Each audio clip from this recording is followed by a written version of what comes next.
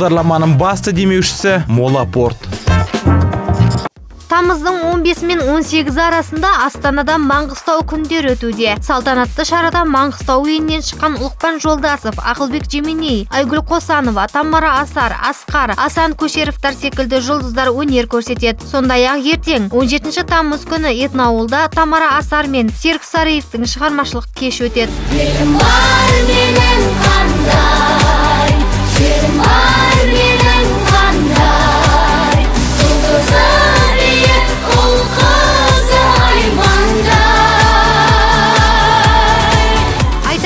Осы шараға әнші Тамара Асар экспоға арнап бейнебаян да түсірген еді.